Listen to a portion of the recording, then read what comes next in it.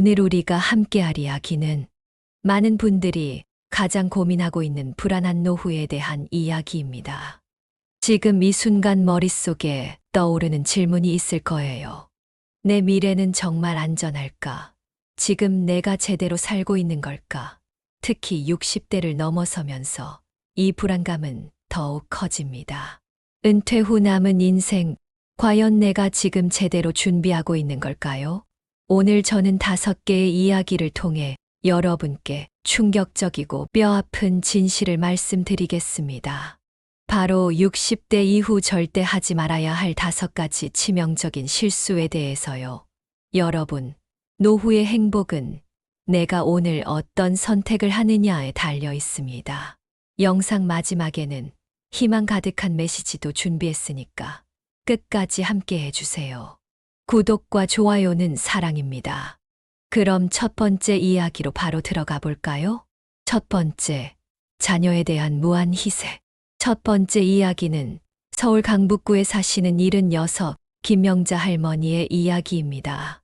40년 전에 남편이랑 작은 분식집을 시작했어요. 새벽 4시부터 밤 10시까지 일했죠. 힘들었냐고요? 그런 생각조차 안 했어요. 첫째의 학원비, 둘째의 과외비, 그거 벌어야 했으니까요. 그야말로 자녀를 위해 사는 삶이었습니다. 영자 씨와 남편은 새벽같이 일어나 밀가루 반죽을 하고 해가 질 때까지 손님을 받았습니다. 그렇게 열심히 일한 이유는 단 하나, 2 아들만큼은 잘 키우고 싶다는 마음이었죠. 특히 둘째 아들이 의대에 합격했을 때는 정말 온 가족이 기쁨의 눈물을 흘렸다고 합니다. 우리 아들이 의사가 된다는데 무슨 돈이 아깝겠어요?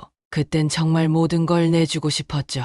영자 씨 부부는 가게도 팔고 전세금을 빼서 등록금을 마련했습니다.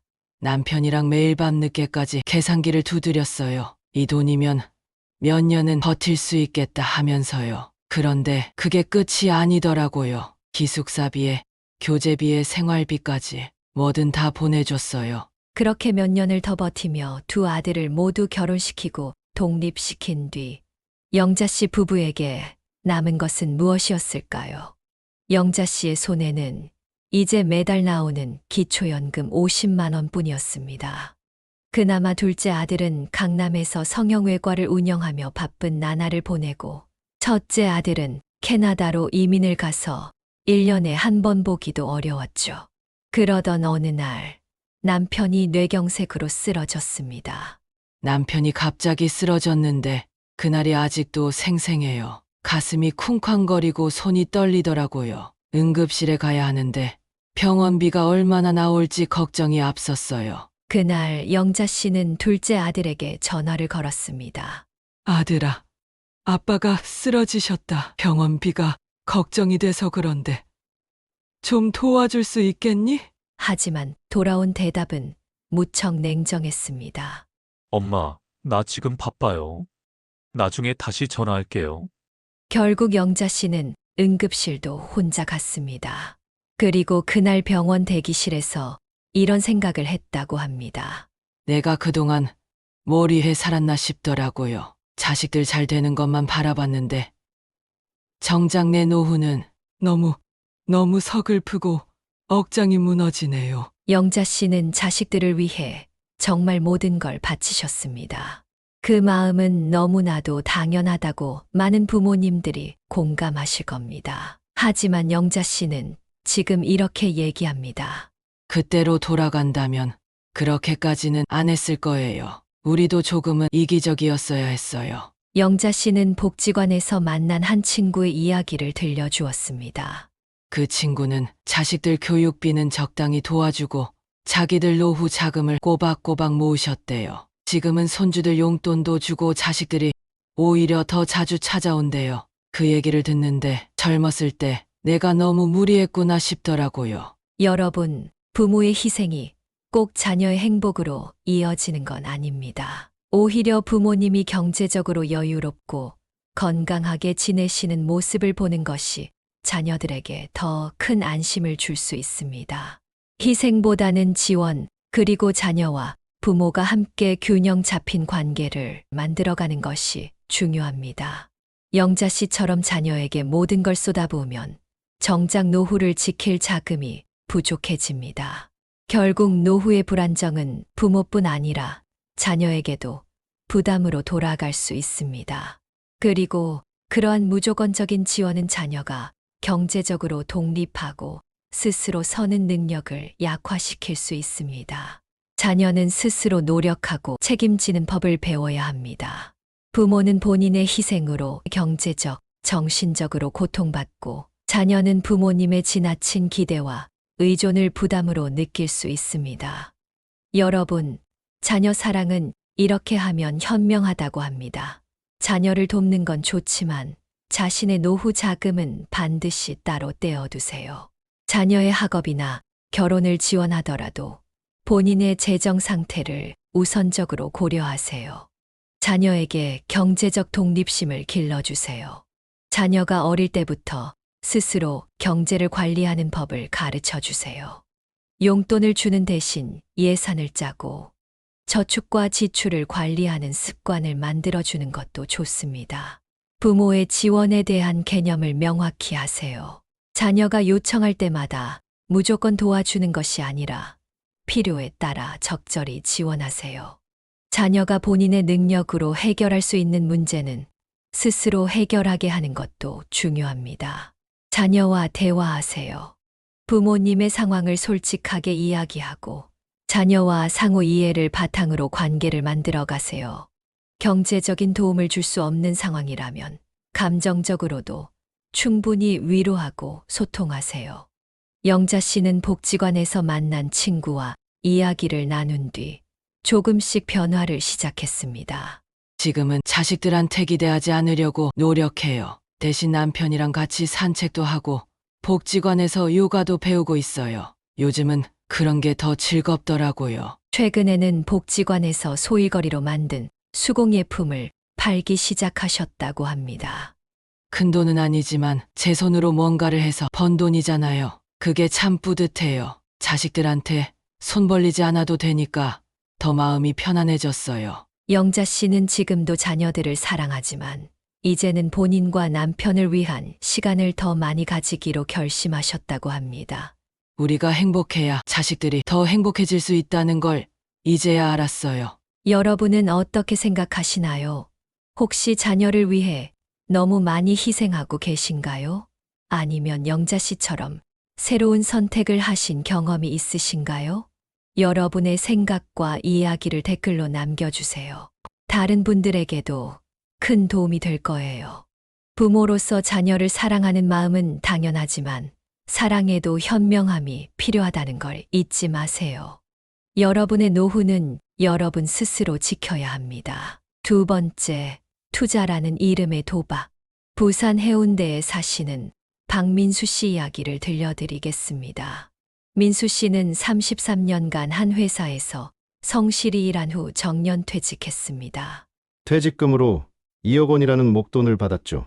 처음에는 그 돈을 어떻게 해야 할지 몰랐어요. 그냥 은행에 넣어둘까 하다가 그건 너무 답답하게 느껴지더라고요.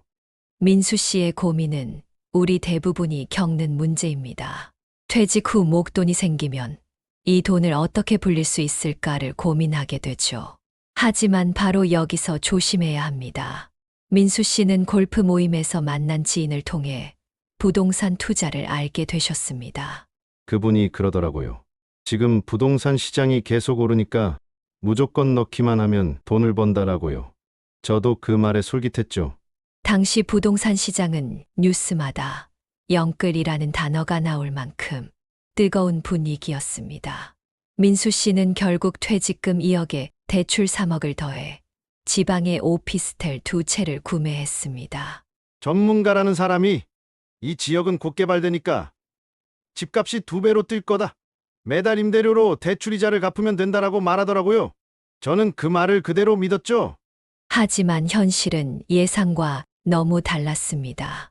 임대 수요가 부족해서 오피스텔은 몇 달 동안 빈 채로 남아 있었고 은행 이자는 계속해서 올라갔습니다. 결정적으로 부동산 시장이 침체되면서 집값이 하락했고 매매는커녕 전세 수요도 끊겼습니다. 매달 나가는 이자가 너무 커서 연금으로도 감당이 안 됐어요. 결국 손해를 보고 금매로 처분할 수밖에 없었죠. 민수 씨는 그때를 떠올리며 한숨을 쉬었습니다. 33년 동안 모은 퇴직금이 1년 만에 거의 다 사라졌어요. 그때 아내가 말렸는데 왜 그 말을 안 들었는지 지금도 미안해요. 왜 이런 일이 벌어졌을까요? 민수 씨의 이야기는 우리에게 중요한 교훈을 줍니다. 노후의 자금은 단순히 불리는 것보다 잃지 않는 것이 훨씬 중요합니다. 젊을 때는 도전과 모험이 필요할 수도 있지만 노후에는 안정성과 안전성이 최우선입니다. 노후에는 퇴직금과 연금 같은 소중한 자산을 관리하는 능력이 곧 우리의 삶을 결정짓습니다. 잘못된 선택 한 번으로 평생 모은 돈이 사라질 수도 있기 때문이죠. 그러면 왜 노후 자금은 안전이 최우선일까요? 노후에는 수익을 재창출할 시간이 부족합니다. 젊을 때는 실패하더라도 다시 벌 수 있는 시간이 충분하지만 노후에는 실패를 만회할 시간이 없습니다. 안정적인 현금 흐름이 중요합니다. 노후에는 꾸준히 생활비를 충당할 수 있는 안정적인 현금 흐름이 필요합니다. 수익률이 높아도 위험이 큰 투자라면 현금 흐름에 악영향을 줄 가능성이 큽니다. 정신적, 심리적 스트레스가 커집니다. 큰 돈을 잃으면 우울증, 스트레스, 건강 악화로 이어질 가능성이 높습니다. 민수 씨의 사례처럼 실패 후에 느끼는 죄책감과 후회는 삶의 질을 크게 떨어뜨릴 수 있습니다. 참고로 안전한 투자 원칙 5가지에 대해 말씀드립니다. 모르는 곳에 투자하지 말라. 모르는 곳엔 절대 돈을 넣지 말라는 말이 있습니다. 민수 씨도 부동산 투자에 대한 기본적인 이해 없이 주변인의 말을 그대로 믿은 게 가장 큰 실수였죠. 투자를 하기 전에 반드시 공부하세요. 전문가의 말에만 의존하지 말고 직접 자료를 찾아보고 분석하는 습관을 들이세요. 리스크를 분산하라. 한 바구니에 모든 달걀을 담지 말라는 투자 격언이 있습니다. 퇴직금 같은 목돈은 하나의 자산에 몰아넣지 말고 다양한 자산, 즉 예금, 채권, 펀드 등으로 분산하세요. 분산 투자는 리스크를 줄이는 가장 기본적인 방법입니다. 안정적인 금융 상품을 우선하라. 노후 자금은 고수익보다 저위험 상품을 우선시해야 합니다. 예금, 적금, 채권, 연금보험 등 안정적인 금융 상품을 고려하세요. 특히 연금은 매달 일정한 금액을 받을 수 있어 노후 생활비를 안정적으로 관리할 수 있습니다. 수익률보다는 안전성을 따져라. 누군가 이건 무조건 돈을 벌 수 있는 기회라고 말한다면 일단 의심하세요. 고수익 상품일수록 리스크도 큽니다. 노후 자금은 확실히 지킬 수 있는 상품에 투자하는 게 가장 중요합니다. 감정적으로 결정하지 말라. 투자는 감정이 아닌 이성으로 해야 합니다. 주변인의 권유나 유행에 휩쓸리지 말고 자신만의 원칙과 기준을 세우세요. 특히 불안감이나 조급함에 휘둘리지 않는 게 중요합니다. 다행히 민수 씨의 노후 계획은 실패로 끝나지 않았습니다. 그는 아내와 함께 작은 반찬 가게를 시작하며 새로운 삶을 살고 계십니다. 처음에는 창피했어요. 내가 이런 작은 가게를 하게 될 줄은 몰랐으니까요. 근데요, 지금은 오히려 마음이 편하네요. 아내랑 같이 하루하루 정성껏 음식을 만들고 손님들과 소소한 대화를 나누는 게 정말 행복하더라고요. 민수 씨는 욕심을 버리니 오히려 삶이 풍요로워졌다고 고백하십니다. 큰 돈은 아니지만 매달 조금씩 벌면서 아내랑 함께 하니까 더 소중하게 느껴져요. 그리고 실패한 후에 알게 됐어요. 돈도 중요하지만 건강과 가족이 가장 큰 자산이라는 거요. 민수 씨의 사례는 우리에게 중요한 교훈을 줍니다. 노후의 행복은 돈만으로 결정되지 않습니다. 안정적인 자산 관리와 함께 소소한 행복을 찾아가는 과정도 중요합니다. 여러분의 생각은 어떠신가요? 혹시 지금 비슷한 고민을 하고 계신가요? 투자와 관련된 경험이 있으시다면 댓글로 남겨주세요. 여러분의 소중한 의견이 다른 분들에게도 큰 도움이 될 수 있습니다. 노후 자금은 절대 가벼운 마음으로 투자하면 안 됩니다. 안전하게, 신중하게, 그리고 현명하게 관리하는 것이 가장 중요하다는 걸 꼭 기억해 주세요. 세 번째, 건강관리 소호. 이번 이야기는 대구 수성구에 사시는 68, 이명숙 씨의 이야기입니다. 명숙 씨는 젊은 시절 건강을 방치했던 후회와 그로 인해 큰 대가를 치러야 했던 경험이 있었다고 합니다. 젊었을 때는 건강이 최고의 자산이라는 말이 와닿지 않았어요. 그저 뭐 건강은 당연한 거라고 생각했죠. 명숙 씨는 40대 초반에 당뇨 진단을 받았습니다. 하지만 그 당시에는 진단 자체를 가볍게 여겼다고 합니다. 처음에는 별일 아니겠지 했어요. 그냥 약 먹으면 되는 거잖아요. 그런데 약 먹는 것도 자꾸 까먹고 바쁘다는 핑계로 병원도 제대로 안 갔어요. 직장 생활을 하던 시절, 그녀는 늘 일이 우선이었습니다. 출근하고 퇴근하고 늘 시간에 쫓겼죠. 점심시간에 병원 가려면 동료들 눈치도 보이고 다음에 가지 뭐 하면서 미뤘어요. 그리고 약값이 아깝다고 약을 건너뛴 적도 많았죠. 그렇게 20여 년을 무심히 보냈습니다. 퇴직 후에도 상황은 달라지지 않았습니다. 오히려 퇴직 후에는 병원을 찾는 횟수가 더 줄어들었죠. 건강보험료 내는 것도 부담스러웠고 실비보험도 아깝다는 생각에 해약했어요. 그때는 그런 게 큰돈처럼 느껴졌으니까요. 그런데 지난해 여름, 그녀는 갑작스러운 시력 저하를 경험했습니다. TV를 보는데 갑자기 화면이 뿌옇게 보이더라고요. 처음엔 피곤해서 그런가 싶었어요. 그런데 점점 더 심해졌죠. 병원을 찾은 결과 그녀는 당뇨성 망막증 진단을 받았습니다. 이명숙 씨는 진단 결과를 들은 순간 그제야 자신의 건강을 방치한 대가를 깨달았다고 합니다. 의사 선생님이 그러시더라고요. 시력을 완전히 잃을 수도 있다고요. 그 말을 듣는데 온몸이 굳어버리는 것 같았어요. 손주들 얼굴도 못 보게 될까봐 너무 무서웠죠. 망막 수술은 다행히 성공적이었지만 그 과정에서 그녀는 모아둔 돈을 거의 다 써야 했습니다. 수술비가 많이 들었어요. 그런데 수술비도 수술비지만 제가 건강을 잃으니까 모든 게 무너지는 느낌이었어요. 명숙 씨는 건강을 방치했던 시절을 이렇게 회상했습니다. 그때는 몰랐어요. 약값 아끼려고 했던 게 얼마나 어리석은 선택이었는지, 병원비가 아깝다고 미뤘던 게 나중에 훨씬 큰 돈으로 돌아오더라고요. 그녀의 이야기는 단순히 한 사람의 경험담이 아닙니다. 건강관리의 중요성을 간과하고 젊었을 때의 방심이 나중에 얼마나 큰 대가를 초래할 수 있는지를 보여주는 대표적인 사례입니다. 그러면 건강관리를 소홀히 하면 왜 위험할까요?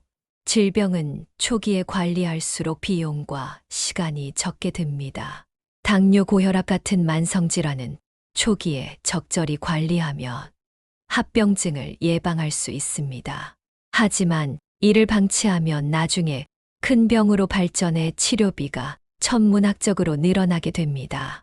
건강을 잃으면 삶의 질이 급격히 떨어집니다. 건강은 단순히 신체적인 문제가 아니라 심리적 안정과 삶의 질에도 큰 영향을 미칩니다.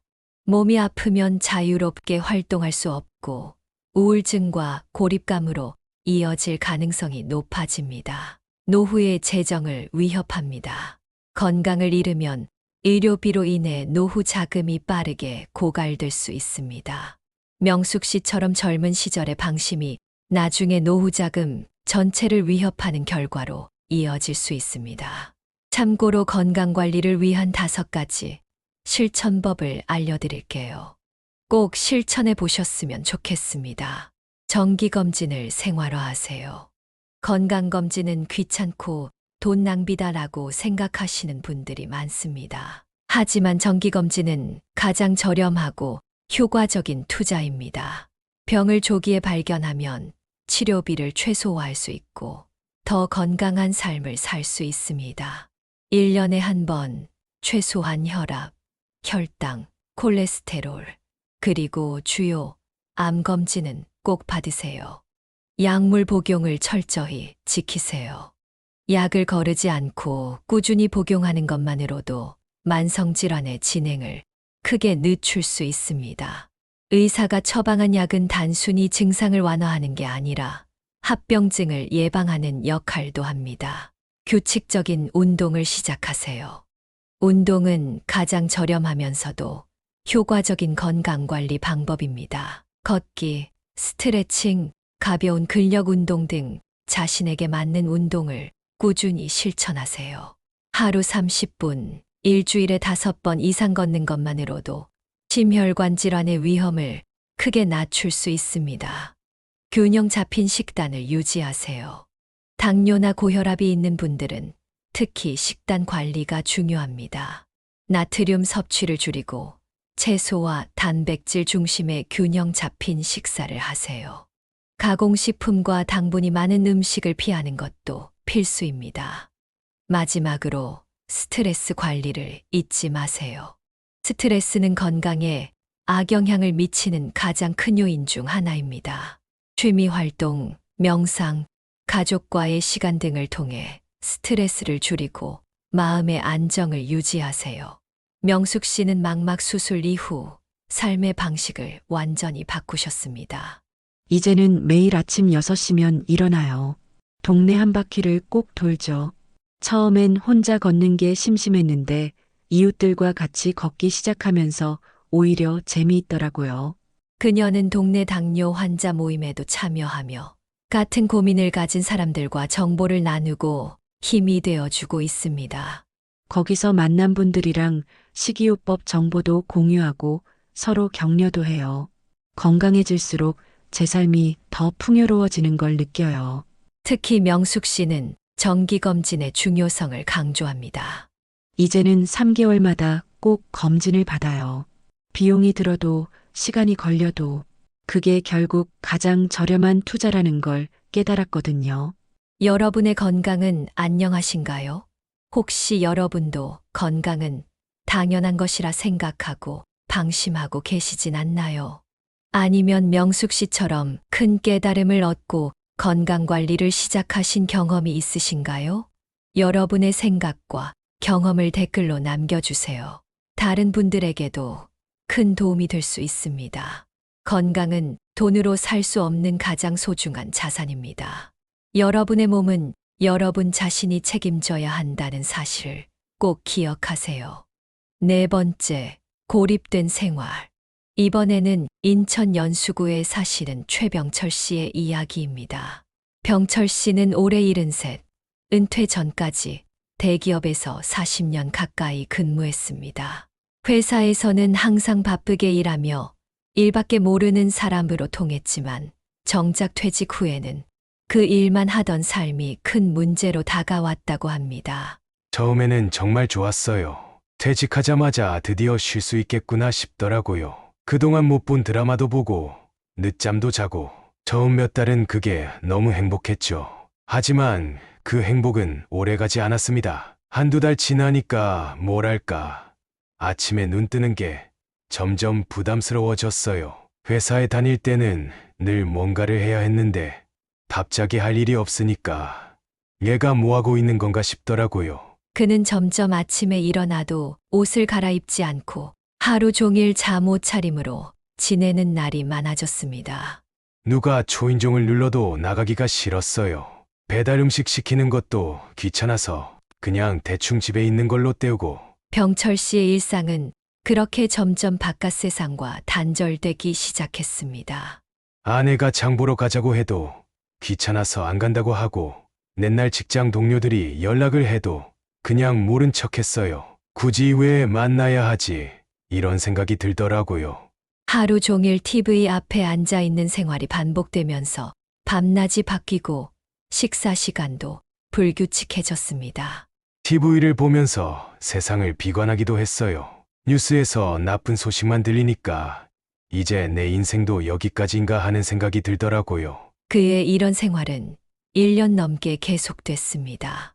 점점 고립되고 외로움은 커져갔지만 그는 그저 그런 생활이 익숙해졌다고 말합니다.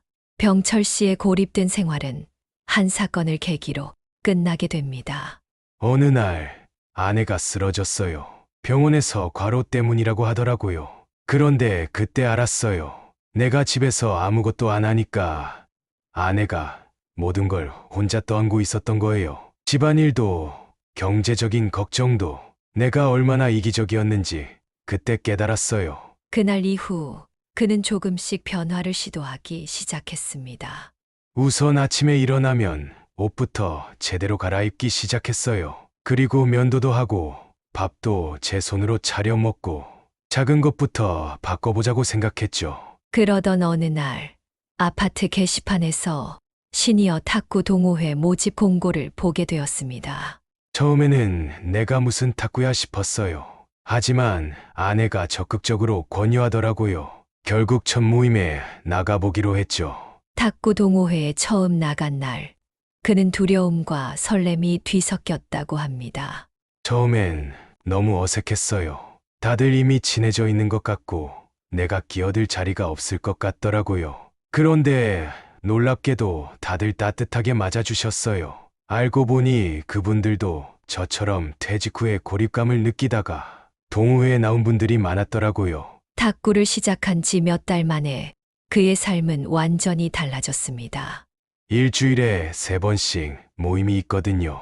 이제는 그날이 기다려져요. 가면 몸도 움직이고 사람들과 웃고 떠들고 정말 삶이 다시 활기를 찾은 기분이에요. 그는 동호회에서 실력이 점점 늘어나 구청에서 주최한 시니어 탁구 대회에 출전해 동메달까지 땄습니다. 제가 이 나이에 뭔가를 성취할 수 있다는 걸 상상도 못했어요. 그날 아내가 저한테 그러더라고요.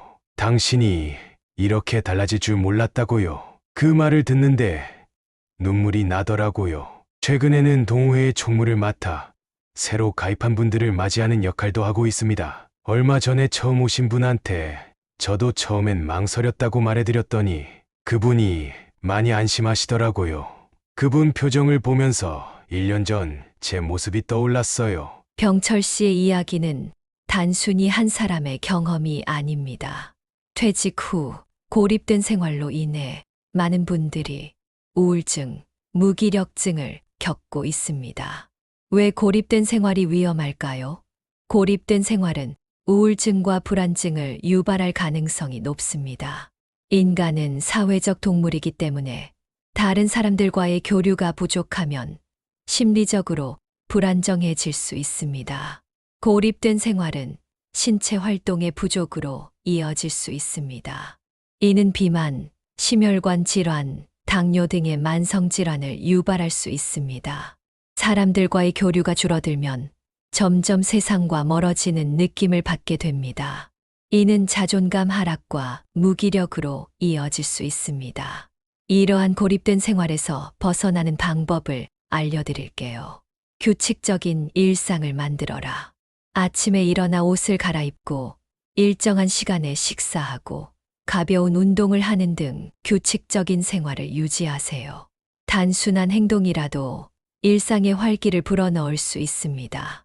사회적 모임에 참여하라. 가까운 복지관, 문화센터, 교회나 동호회 등에서 활동을 시작해보세요. 처음엔 낯설고 어색할 수 있지만 꾸준히 참여하다 보면 자연스럽게 사람들과 친해질 수 있습니다. 취미를 가져라. 새로운 취미를 시작하면 자연스럽게 같은 관심사를 가진 사람들과 교류할 기회가 생깁니다. 그림 그리기, 악기 배우기, 운동 등 자신에게 맞는 활동을 찾아보세요. 봉사활동을 시작하라. 지역사회에서 봉사활동을 하면 사람들과 교류하며 보람도 느낄 수 있습니다. 작은 도움이라도 다른 사람에게 주는 것은 본인의 삶에도 큰 활력을 줍니다. 가족과의 시간을 늘려라. 자녀나 손주들과 함께 시간을 보내세요. 단순히 대화만 나눠도 서로의 관계가 더욱 깊어질 수 있습니다. 병철 씨는 지금도 탁구 동호회에서 활발히 활동하며 새로운 삶을 살고 계십니다. 지금 생각해보면 처음 동호회에 나가던 날이 제 인생의 터닝 포인트였던 것 같아요. 그날을 기점으로 제가 달라졌으니까요. 그는 이렇게 고백합니다. 퇴직하고 나서 세상이 멈춘 것 같았는데 그게 아니더라고요. 세상은 계속 움직이고 있었어요. 내가 그걸 따라가지 못했던 거죠. 이제는 다시 세상 속에서 살아가는 기분이에요. 여러분은 어떠신가요? 혹시 병철 씨처럼 고립된 생활을 하고 계신가요? 아니면 고립에서 벗어나기 위해 시도해 본 경험이 있으신가요? 여러분의 소중한 경험과 이야기를 댓글로 나눠주세요. 다른 분들에게도 큰 도움이 될 수 있습니다. 고립은 몸과 마음 모두를 무겁게 만듭니다. 하지만 여러분, 지금이라도 문을 열고 한 발짝 나아가면 새로운 세상이 기다리고 있다는 걸 잊지 마세요. 5번째, 변화를 거부하는 것. 마지막 5번째 이야기는 광주 북구에 사시는 정미영 씨의 이야기입니다. 미영 씨는 올해 일은 은퇴 전에는 30년 넘게 초등학교 교사로 재직하였습니다.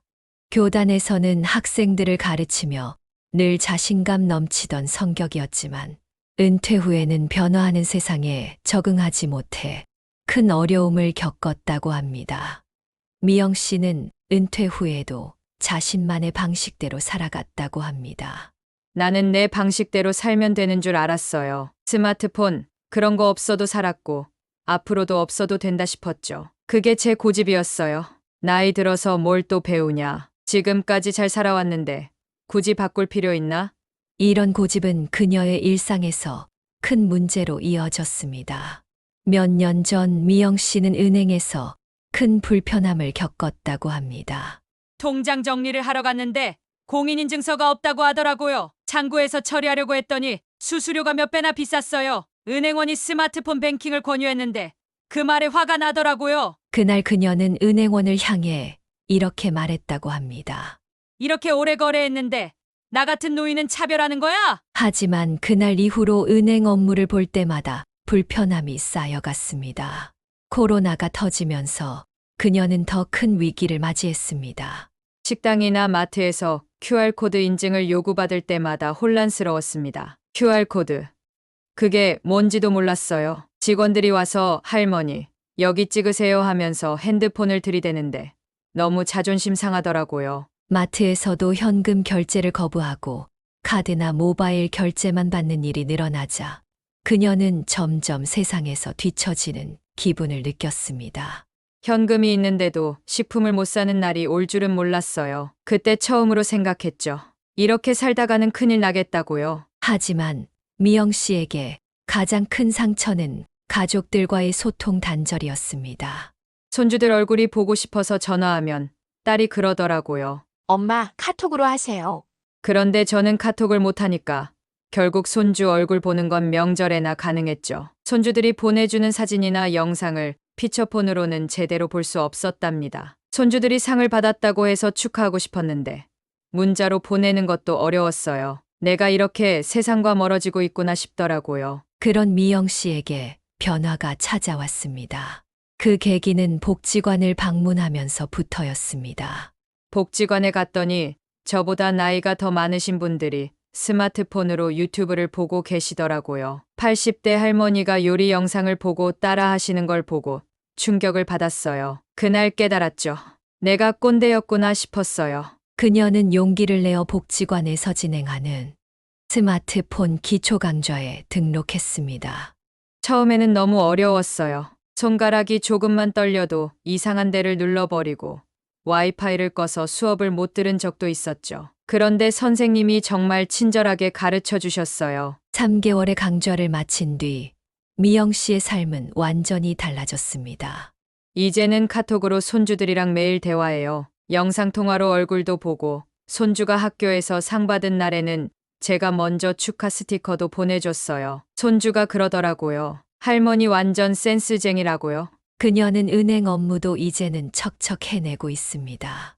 공과금도 자동이체로 설정하고 통장 정리하러 은행에 가지 않아도 되니까 얼마나 편한지 몰라요. 그리고 얼마 전에는 중고 나눔 앱으로 집에 안 쓰는 물건을 팔아봤는데 그게 생각보다 재미있더라고요. 미영 씨는 이제 다른 노인분들을 돕는 일도 하면서 보람된 일상을 보내고 있습니다.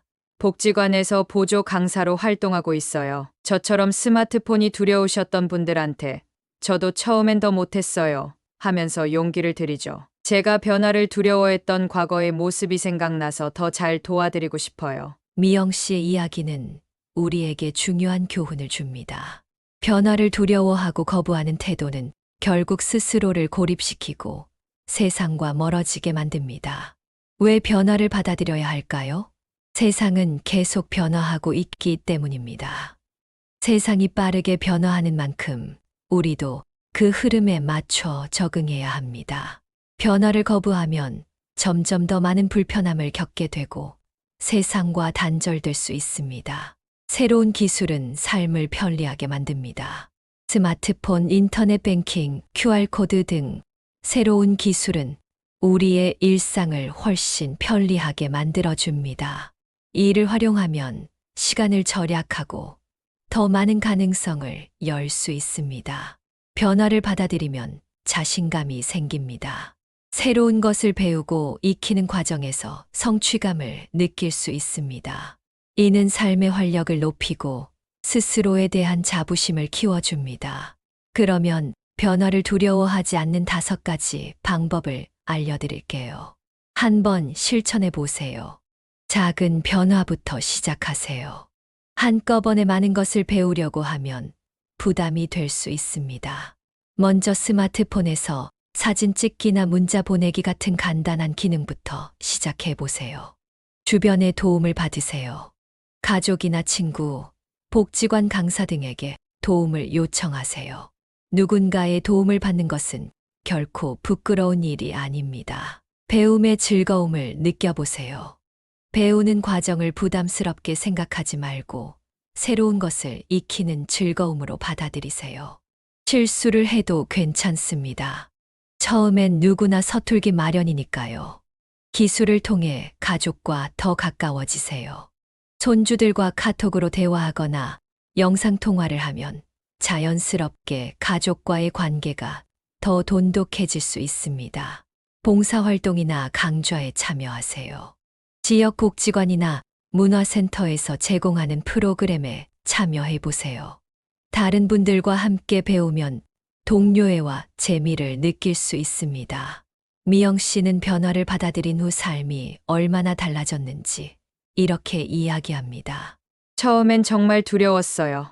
내가 이런 걸 할 수 있을까 싶었죠. 그런데 한 걸음씩 해보니까 세상이 이렇게 편리하고 재미있을 줄은 몰랐어요. 나이 들어도 배울 수 있다는 걸 깨달았죠. 변화를 두려워하지 마세요. 세상은 변하고 있고 그 변화를 받아들이면 오히려 삶이 더 풍요로워질 수 있어요. 여러분은 어떠신가요?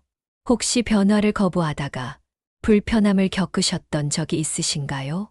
아니면 미영 씨처럼 변화를 받아들이고 새로운 세상을 경험하신 적이 있으신가요?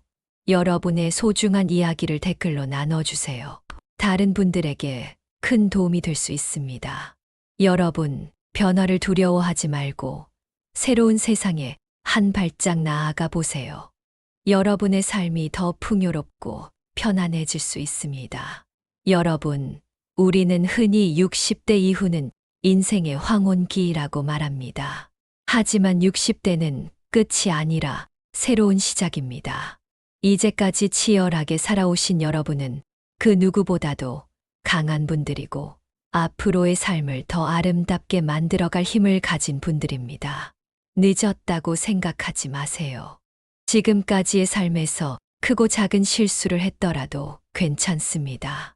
그 실수들은 여러분을 더 지혜롭고 단단하게 만들어주는 경험이었으니까요. 지금이라도 작은 변화를 시작하면 그 한 걸음이 놀라운 결과를 만들어냅니다. 우리가 삶에서 가장 두려워해야 할 것은 실패가 아니라 도전하지 않는 것입니다. 지금이라도 새로운 것을 배우고 새로운 사람을 만나고 새로운 길을 찾아가세요.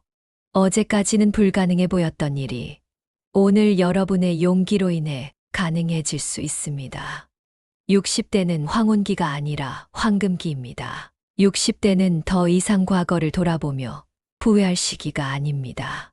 이제는 자신을 위해 그리고 사랑하는 사람들을 위해 삶을 더 풍요롭고 의미 있게 가꿀 시간입니다. 그동안 가족을 위해, 자녀를 위해, 회사와 사회를 위해 바쁘게 달려오셨다면 이제는 나 자신을 위한 삶을 살아가셔야 합니다. 여러분, 60대는 삶의 황금기입니다. 경험, 지혜, 그리고 자유를 가진 여러분은 그 누구보다도 많은 가능성을 가진 분들입니다. 여러분의 이야기는 아직 끝나지 않았습니다. 지금부터 시작될 제2의 인생은 여러분이 만들어가는 가장 아름다운 장면이 될 것입니다. 여러분은 혼자가 아닙니다. 가끔은 외롭고 두려울 수 있습니다. 하지만 여러분은 혼자가 아닙니다. 같은 고민을 가진 수많은 사람들이 있고 여러분을 응원하는 이 인생 보물 채널이 있습니다. 우리가 함께 이야기를 나누고 함께 배우고 함께 성장할 수 있다는 사실을 잊지 마세요. 여러분의 인생에는 아직도 더 많은 행복, 더 많은 기회, 더 많은 가능성이 기다리고 있습니다. 여러분의 용기가 바로 그 행복과 기회의 시작입니다. 희망의 한 걸음을 내딛어 보세요. 지금 이 순간 여러분의 선택이 앞으로의 인생을 바꿀 수 있습니다. 자녀를 위한 무한 희생 대신 자신을 위한 시간을 가져보세요. 무리한 투자 대신 안정적인 삶의 계획을 세워보세요. 건강을 방치하지 말고 스스로를 돌보는 일을 시작하세요. 고립된 생활을 끝내고 세상과 연결되는 한 걸음을 내딛어 보세요. 변화를 두려워하지 말고 새로운 도전을 시작해 보세요. 여러분의 제2의 인생은 지금부터 시작입니다. 60대는 인생의 마지막 장이 아니라 가장 찬란한 새로운 장입니다. 지금부터 여러분의 삶을 다시 써내려가세요. 오늘부터 시작하는 첫걸음이 여러분의 노후를 가장 아름답고 행복하게 만들 수 있습니다. 여러분은 할 수 있습니다. 그리고 여러분은 충분히 그럴 자격이 있습니다. 새로운 도전과 희망으로 가득한 제2의 인생을 향해 나아가세요. 오늘도 끝까지 시청해 주셔서 감사합니다. 구독과 좋아요는 사랑입니다. 알림 설정 꼭 눌러주시고요. 다음 영상에서 더 유익한 이야기로 찾아뵙겠습니다. 오늘도 건강하고 행복한 하루 보내세요. 감사합니다.